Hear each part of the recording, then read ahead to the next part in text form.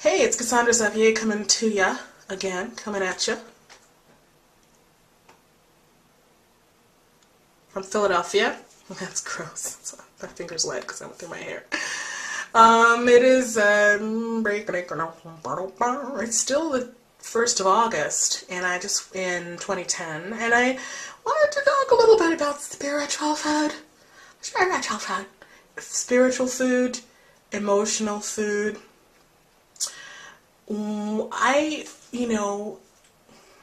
Oprah Winfrey acted in the movie The Color Purple, her eating was under control. As you know, as the world knows, she has issues with food addiction and such.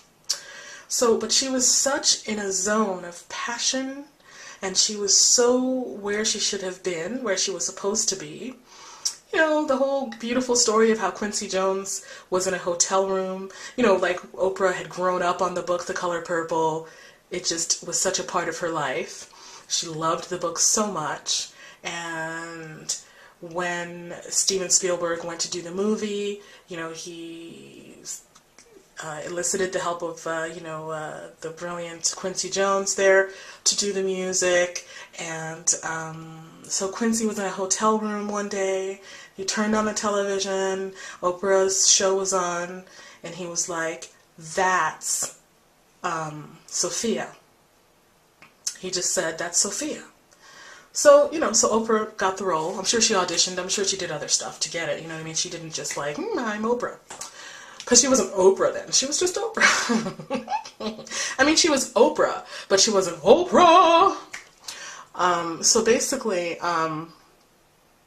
she said that, she didn't eat that much. Like, she didn't eat too much. She wasn't thin, but she just was like in a really good place with her food and with her body at the time. Do you know what I mean? Because she was just so in the zone. She was in a role that she just loved. It was such a wonderful thing for her. So I say this because I just did the Black Women's Arts Festival. Today's the last day, but the last 2 days I hardly ate anything. I didn't have much of an appetite. It's that thing of like where you're doing something you really love, you don't think about food, or you've just fallen in love with someone and you're never hungry or something, you forget to eat. It was like that. I was just so in my zone when I'm in the Black Women's Arts Festival, running it and just doing stuff with it. Even if it's hard work, I just am in such my zone that... So basically yesterday, all I had all day was 2 cups of ice cream. And I wouldn't have had that if I hadn't gone to my ex-boyfriend's house, because that's how he rolls. Even though I had brought the ice cream, but that's because I was there and I just did that to kind of sweeten my time with him. Long story short, basically prior to that, the other day I didn't eat a lot either. So what I'm saying is, if every day I did the Black Women's Arts Festival, I'd weigh about 109 pounds. I think that's why the scale is showing a 6-pound weight loss this week, because in part it's because I have just been consuming love for the past few days and having no need to comfort myself or eat out of stress or anything like that. So I just had like, the other day I had just a pear and an apple and a bunch of greens.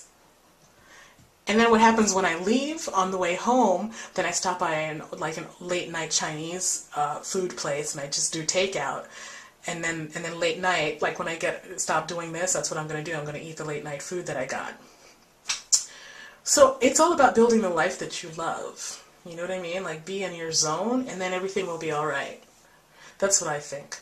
So, and the last thing I wanted to say about spiritual food is one of the best models I read about that is from the Institute for Integrative Nutrition. They have like this wheel of, what you want to have in your life, like your career life, your relationships, and they call that all food. They say all of that is food, which I think is really neat.